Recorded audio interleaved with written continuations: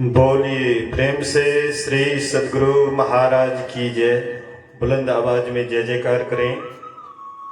बोलिए श्री सदगुरु महाराज की जय।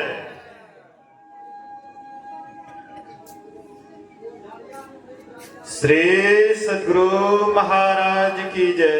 बुलंद आवाज में जय जयकार करें। बोलिए श्री सदगुरु महाराज की जय। अखंड मंडलाकारं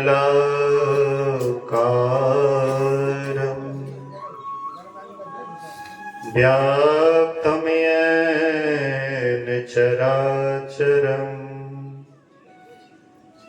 तत्पदं दर्शितं येन तस्मै श्री गुरुवे नमः। धन्य धन्य सतगुरु सुखद महिमा कहे न जाए। जो कछु कहो तुम्हारी कृपा मोते कछु न बसाए। सर्वत्र सर्वदा वर्तमान सदगुरु महाराज जी के पावन चरणों में कोटि कोटि नमन। उपस्थित गुरुजन, धर्म प्रेमी सत्संगी बंधुओं, पूजनीय माताओं तथा भक्तिमती बहनों, शुभ ईसाई नववर्ष के अवसर पर आप सबों को गुरु महाराज जी की ओर से ढेर सारी शुभकामनाएं एवं आप सबों का जीवन मंगलमय हो। आइए, अभी हम लोग बहुत देर से पूज्य बाबा लोगों के वचन को सुन रहे थे। मैं आप लोगों के बीच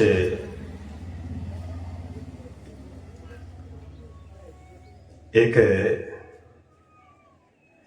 कवि का कविता सुना रहा हूं, जो बतलाए हैं कि हम लोगों का यह जो नववर्ष हम आप जिसको कह रहे हैं, सही में कहा जाए तो ये हम लोगों का नववर्ष नहीं है। हम लोगों का नववर्ष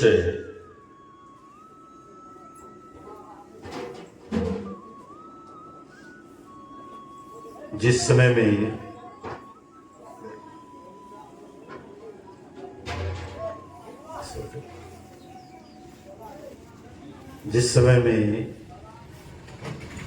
पुराने पत्ते झड़ते हैं और नए पत्ते पल्लवित होता है और वृक्ष फल फूल लेकर के तैयार रहता है, पक्षी बोलते हैं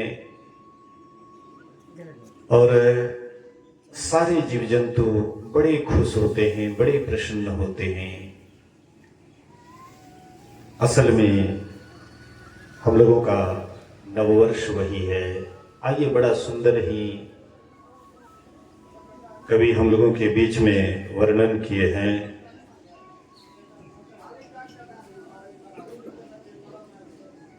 ये है राष्ट्र कवि रामधारी सिंह दिनकर का यह वचन है। ये नववर्ष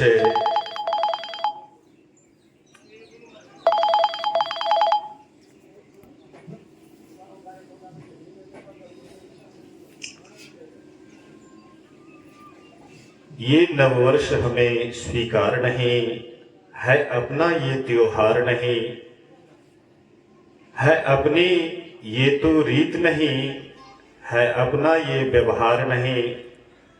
धरा ठिठुरती है सर्दी से, आकाश में कोहरा गहरा है, बाग बगीचों की सरहद पर सर्द हवा का पहरा है।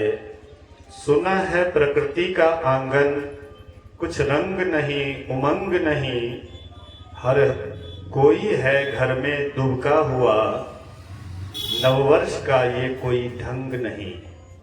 चंद मास अभी इंतजार करो, निज मन में तनिक विचार करो, नए साल नया कुछ हो तो सही, क्यों नकल में सारी अक्ल बही। उल्लास मंद है जनमन का, आई है अभी बहार नहीं, ये नववर्ष हमें स्वीकार नहीं है, अपना ये त्योहार नहीं। ये धुंध कुहासा छटने दो, रातों का राज्य सिमटने दो, प्रकृति का रूप बिखरने दो, फागुन का रंग बिखरने दो। प्रकृति दुल्हन का रूप धार, जब स्नेह सुधा बरसाएगी, सस्य श्यामला धरती माता घर घर खुशहाली लाएगी। तब चैत्र शुक्ल की प्रथम तिथि नववर्ष मनाया जाएगा, आर्यावर्त की पुण्य भूमि पर जयगान सुनाया जाएगा। युक्ति प्रमाण ये स्वयं सिद्ध, नववर्ष हमारा हो प्रसिद्ध, आर्यों की कृति सदा सदा, नववर्ष चैत्र शुक्ल प्रतिपदा। अनमोल विरासत है धनियों को, चाहिए कोई उधार नहीं, ये नववर्ष हमें स्वीकार नहीं है, अपना ये त्योहार नहीं है, अपनी ये तो रीत नहीं है, अपना ये त्योहार नहीं। बोलिए प्रेम से श्री सद्गुरु महाराज की जय, श्री सद्गुरु महाराज की जय, श्री सद्गुरु महाराज की जय। अभी हम लोग राष्ट्र कवि दिनकर सिंह जी के वचन को सुन रहे थे कि सही में ये हम लोगों का नववर्ष नहीं है, ये ईसाई नववर्ष है। ईसा मसीह जो विदेश में रहते थे, लेकिन वे संत थे, इसलिए उनके नाम पर यह दिनांक या वर्ष रखा गया है। इसीलिए खैर कोई बात नहीं, आजकल अपना चैत वैशाख जेठ तो हम लोग भूलते जा रहे हैं और अंग्रेज का ही सब कुछ लेते जा रहे हैं। घर घर में जब पहले मेहमान आते थे, लोग उनके लिए स्वागत के लिए जब गर्मी का मौसम था तो ठंडा पानी या शरबत से स्वीकार कर आदर करते थे। ठंडा का मौसम है तो सुसुम जल उनको पिलाते थे। लेकिन अभी घर घर में चाहे सर्दी हो या गर्मी हो या कोई भी मौसम हो, घर घर में चाय की व्यवस्था है। लेकिन ये हम लोगों का नियम नहीं था, इसलिए घर घर में अस्वस्थ होते जा रहे हैं। चलिए मैं उधर ज्यादा समय नहीं लूंगा। आइए मैं अभी जो आप हम सुन रहे थे, अभी का जो प्रतिपाद विषय है वह सत्संग की महिमा के संबंध में है। गुरु महाराज जी के वचन में है कि उतरी पड़ियो तम माही, पीव निह शब्द में, यही ते चढ़ गयो दूर, अचलो निह शब्द में। हम आप यहाँ के वासी नहीं हैं। अगर यहाँ के वासी होते तो हम लोग सदा यहीं रहते, लेकिन हम लोगों का यह निज स्थान नहीं है, अपना घर नहीं है, इसलिए यहाँ से चलना पड़ता है। हम आप कहीं यात्रा करते हैं तो व्यवस्था पहले ही कर लेते हैं बट खर्चा का, और कहाँ पहुंचना है उनके संबंध में भी हम आप बढ़िया से जान लेते हैं, लेकिन अफसोस की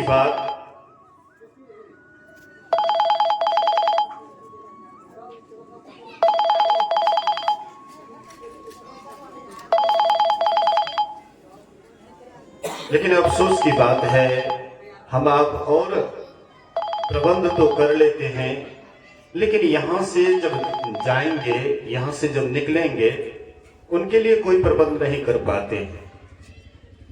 इसी के संबंध में संत महापुरुष कहते हैं कि तुम शरीर के लिए तो खूब व्यवस्था करते हो, दिन रात एड़ी चोटी करके शरीर के लिए, या शरीर को कितना बढ़िया से रखना है, कितना बढ़िया खिलाना है, कितना बढ़िया से इसको सुलाना है, आदि आदि की व्यवस्था हम सब कर लेते हैं। लेकिन अफसोस की बात है कि हम जो इस शरीर में रहते हैं, लेकिन शरीर से निकलने के बाद हम कहाँ जाएंगे, इनकी व्यवस्था हम आप नहीं सोचते हैं। संत महापुरुष यही व्यवस्था बतलाते हैं कि तुम यहां से जाओगे, कहीं दुख में न चले जाओ। कोई दुख को पसंद नहीं करता है, सभी सुख को पसंद करते हैं, लेकिन केवल सुख को पसंद करने से ही सुख मिलता है, ऐसी बात नहीं है। इसके लिए हम आपको मेहनत करने की आवश्यकता पड़ती है। वह सुख के लिए शरीर छोड़ने के बाद भी हम सुख में जाएं, इसके लिए व्यवस्था की आवश्यकता है। क्या व्यवस्था इसके लिए है? महापुरुष कहते हैं इसके लिए व्यवस्था है, अंदर चलो। हम आप बाहर में बहुत व्यवस्था कर लेते हैं, लेकिन अंदर की कोई व्यवस्था नहीं करते। हम बाहर में मालिकियत जमाते हैं कि हम मालिक हैं, हम किसी का मालिक हैं, जैसे पत्नी पति का मालिक है, नौकर का मालिक है, आदि आदि। संसार में हम अपना मालिकियत तो जमा लेते हैं, लेकिन अपने आप पर कभी मालिकियत नहीं जमा पाते। हम आज शरीर में जो रहते हैं, हमारी जो इंद्रियां हैं, हम इस इंद्रियों के गुलाम बने रहते हैं। जैसा जैसा मन कहता है हम आप वैसा ही करते हैं, और जैसा जैसा मन नहीं कहता है हम वह नहीं करते। इसलिए महापुरुष कहते हैं कि तुम शरीर नहीं हो, शरीर में रहने वाले हो। अभी हम लोग सुन रहे थे ना कि आपका उंगली कट गया, तो हम लोग क्या कहते हैं, मेरी उंगली कट गई। लेकिन ऐसा तो नहीं कहते कि हम कट गए। हमारी उंगलियां अलग हैं और हम अलग हैं। हम इस शरीर में से कुछ भी नहीं है, हम इस शरीर में रहने वाले हैं। जैसे कोई मकान है, जब आंधी तूफान आता है तो हम लोग क्या करते हैं, मकान वाला तो सबसे पहले खाली कर देता है, क्योंकि डर रहता है कि पक्की मकान है, कहीं आंधी तूफान में छत गिर जाएंगे तो हमारा सत्यानाश हो जाएगा। इसी तरह से यह शरीर भी एक मकान के समान है, और इस शरीर से भी हम आप निकलेंगे।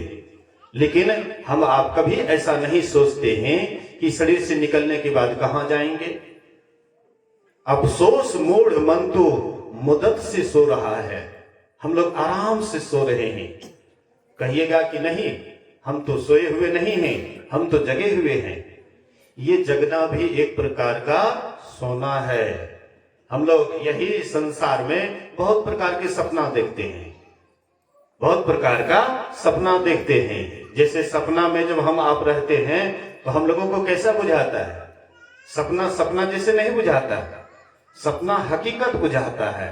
सपना में जो भी हम करते हैं, चाहे आप जंगल में जा रहे हैं, कोई हिंसक जानवर आपके ऊपर आक्रमण किया, तो उस समय में जैसे अभी कोई जीव आक्रमण करता है तो हम आप अपना प्राण बचाने के लिए व्याकुल हो जाते हैं, भागते हैं।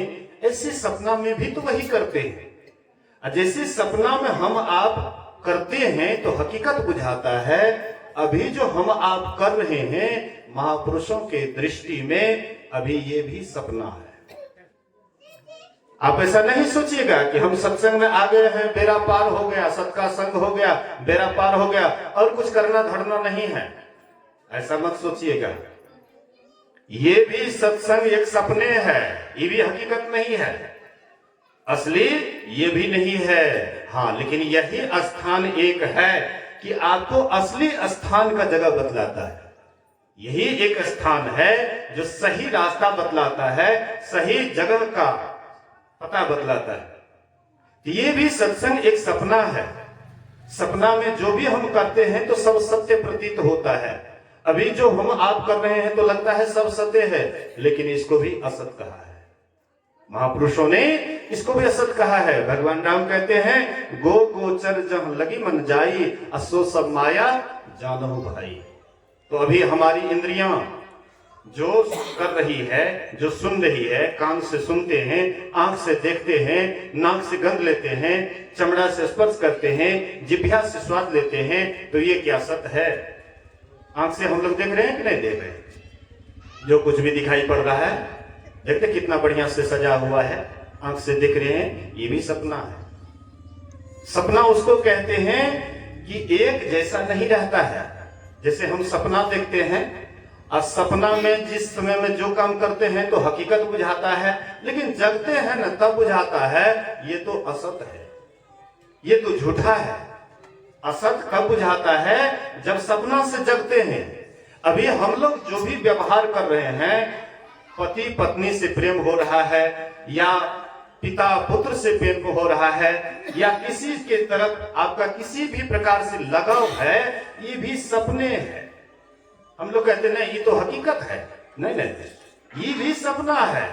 इस सपना से आप तब उठिएगा, यही जग जामनी जागही जोगी, अपरमारथी प्रपंच वियोगी। जो योगी होते हैं, जो अपने अंदर में चलते हैं, इस शरीर के अंदर में तीन अवस्था होती है। यह तीन अवस्था सबके अंदर में होता है। बोलिए श्री सद्गुरु। सबके अंदर में ये तीन अवस्था होती है, जागृत, स्वप्न, सुसुप्ति। इधर ध्यान दीजिए, उधर क्या देख रहे हैं? नहीं देख रहे हैं? इधर देखिए ना। बोलिए श्री सद्गुरु। आप लोग ऐसा नहीं सोचिएगा कि आप लोगों को संगीत सुना करके संगीत की तरफ ले जाएंगे। आप लोग सोचते होंगे कि बाबा तो संगीत उंगीत, अरे वो तो आपको बुलाने का एक नियम है जी। देना तो असली चीज, नकली चीज दे करके ठगेंगे नहीं, देंगे असली चीज, लेकिन ये बुलाने के लिए है। संगीत क्या है? सत्संग शुरू होने से पहले संगीत होता है, इसलिए कि आइए आइए ब्रह्म ज्ञान लीजिए। असंगीते में अगर रह गए तो हो गया सत्यानाश। बोलिए श्री सद्गुरु। सुनिए बढ़िया से, तो मैं कह रहा था कि हम आप जो भी अभी व्यवहार कर रहे हैं, देखिए, सुनिए, गुनिए, मन माही। अब मोह मूल परमार्थ नहीं, ये परमार्थ नहीं है। परमार्थ तो आपके अंदर में है, और जब तक भीतर नहीं जाइएगा तब तक वो परमार्थ नहीं मिलेगा। और तीन अवस्था तो सबको होता है, जागृत, स्वप्न, सुसुप्ति। ये तीन अवस्था सबको होता है, चाहे बच्चे हो, जवान हो, बूढ़े हो। बूढ़े को ज्यादा सपना होता है, अब बच्चा को कम होता है, लेकिन सपना सबको होता है। महापुरुष कहते ये तीन अवस्था में तुम जैसे भी रहोगे, सपना में रहोगे, असत में रहोगे, सार तत्व को नहीं समझ पाओगे। ये क्या है? संसार सपना है, अंधकार ही अंधकार है। आप कहिएगा कि नहीं प्रकाश है। हम लोग तो अभी प्रकाश को देख रहे हैं, रोशनी है। भले ही सूर्य का दर्शन नहीं कर रहे हैं, लेकिन सूर्य के किरण के द्वारा हाँ कुछ साफ तो है, कुछ सफाई तो दिखाई पड़ती है। लेकिन याद रखिए, ये जो प्रकाश है, ये शरीर को देखने के लिए प्रकाश है। आप शरीर को देख रहे हैं कि शरीर है प्रकाश में, लेकिन क्या आप अपने को देखे हैं कि हम कहां पर हैं? प्रकाश में है कि अंधकार में है? आप कहिएगा कि अपने को कैसे देखेंगे? तो बाहर में कैसे देखते हैं दूसरे को? संसार को कैसे देखते हैं? आंख खोल करके देखते हैं संसार को। आंख खोलते हैं तो संसार को देखते हैं। संसार को देखने के लिए आंख खोलना पड़ता है। अपने को देखेंगे तो क्या करना पड़ेगा? उसका उल्टा, मतलब आंख बंद करेंगे। आंख बंद करेंगे तब अपने को देखेंगे। जब आंख बंद होगा और उसके बाद निहारिए और अपने से पूछिए कि हम आप कहाँ हैं, हम आप कहाँ हैं। अंदर से आवाज आएगा कि हम अंधकार में हैं। अंधकार में होने के कारण ये भ्रम सब सत्य बुझाता है। ये अंधकार से प्रकाश में चले जाइएगा तब आप कहिएगा कि क्या हमारे अंदर में प्रकाश भी है? बोले कि हाँ। महापुरुष कहते हैं हाँ। क्यों? जैसे अगर प्रकाश अंदर में नहीं होता तो बाहर के प्रकाश का ज्ञान नहीं होता। जाति से जाति को संबंध होता है, जो जिस जाति के होते हैं उनसे घनिष्ठ संबंध होता है। तो हम आप प्रकाश जाति के हैं, इसलिए प्रकाश से हमें बहुत लगाव है, संबंध है। देखते हैं जब रात में बिजली चली जाती है, भोजन करते हैं बिजली चली जाती है, उस समय में आपको कितना गुस्सा आता है। देखो बिजली को भी अब ये जाना था, ये भोजन कर रहे थे, अब ये बिजली चला गया। क्योंकि उनसे आपको बहुत लगाव है, प्रेम है। महापुरुष कहते हैं ये बाहर वाला प्रकाश से जितना प्रेम है, अंदर वाला प्रकाश अगर मिल जाए तो उससे कई गुना प्रेम तुम्हारे अंदर में हो जाएगा। भीतर वाला प्रकाश, गुरु महाराज कहते हैं अंतर में हो प्रकाश ना, बाहर प्रकाश क्या। अंतरनाद का उपासना, दिगर उपास्य क्या। अगर तुम्हारे अंदर में प्रकाश नहीं है और केवल बाहर में प्रकाश है, उससे क्या होने वाला है। बाहर में प्रकाश है, ऐसे प्रकाश में आपका शरीर छूटेगा और आप यहां से चले जाइएगा कहां, जहां यम का खानी है। घटवा घोर रे अंधारी, श्रुति आंधरी भई, सुधि बुद्धि भागी, तमगुण लागी, गुरु ने सुधि दई, टकवा ताकन दियो बताई, तिल खुली तिमिर फटी, घटवा घोर रे अंधारी, श्रुति आंधरी भई। सुई के नोक को देखे हैं, सुई का नोक कितना पतला होता है। सुई का नोक जैसे पतला होता है, उससे भी महीन जब तक आपकी दृष्टि नहीं होगी तब तक अंतः प्रकाश को आप कभी नहीं पा सकते हैं। लेकिन इसके लिए बहुत ध्यानाभ्यास की आवश्यकता है। जिसको लगन लग जाएगा ध्यान से, जिसको लगन लग जाएगा साधना से, वही अंतः प्रकाश को देखेंगे। और नहीं तो चाहे 25 साल हो गया दीक्षा लिए हुए, चाहे 50 साल हो गया है, पुरन का सत्संगी कहला लीजिए या नवका सत्संगी कहला लीजिए, अंदर में नहीं झांकिएगा तो सब दिन यही अंधकार में ही रहिएगा। अंधकार रूपी प्लेटफॉर्म पर शरीर छूटेगा, यह जीव दुख में चले जाएंगे। इसीलिए दुख कोई नहीं चाहते हैं, सब कोई सुख चाहते हैं। आपने अंदर में प्रकाश खोजिए। गुरु महाराज कहते हैं खोज करो अंतर उजियारी, दृष्टिवान कोई देखा है। दृष्टिवान किसको कहते हैं? जैसे गाड़ीवान होता है, जो गाड़ी को हाँकने के लिए बढ़िया से जानता है, उसको गाड़ीवान कहते हैं। दृष्टिवान भी उसी को कहते हैं जो दृष्टि को जोड़ने के लिए जानता है, दो आंख को एक करने के लिए जो जानता है उसी को कहते हैं दृष्टिवान।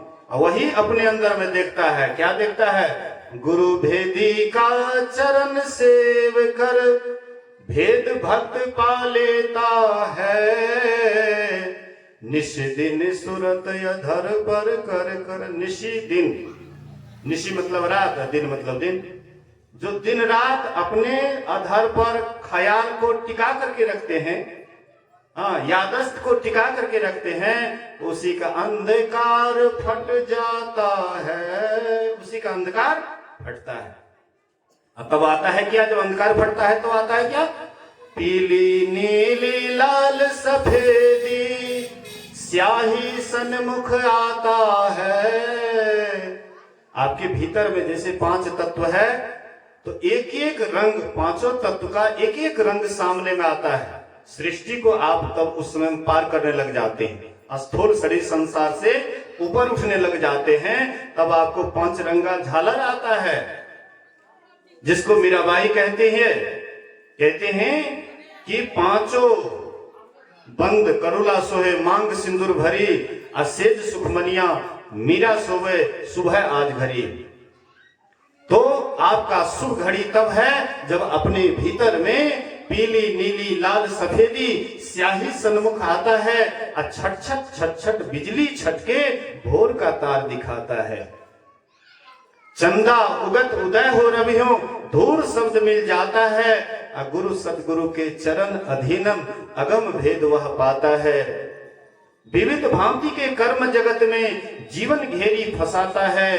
अब बाबा देवी कहे कह में ही सतगुरु गुरु ही बचाता है। सतगुरु एक आपको बचाने वाले हैं, लेकिन सतगुरु मिलेंगे कहाँ? यहाँ पर तस्वीर रख दी तो आपको गुरु महाराज मिल गया, ये कितना देर तक मिलेगा? आंख बंद कर लेते रात में मिलता है, दिखाई पड़ता है? मुंदी आंख कतहु को नहीं, आंख बंद कर लीजिए गुरु महाराज नहीं दिखाई पड़ेगा। लेकिन वह आपके भीतर में जो गुरु महाराज है वो 24 घंटा मौजूद है। वही गुरु के रूप में ही पीली नीली लाल सफेदी ये सब गुरुए का रूप है। आपके भीतर में जो जब बिजली की छटक होती है वो भी गुरुए का रूप है। चंदा तारा सूरज आदि जितना भी अंदर में दिखाई पड़ता है सब गुरुए का रूप है।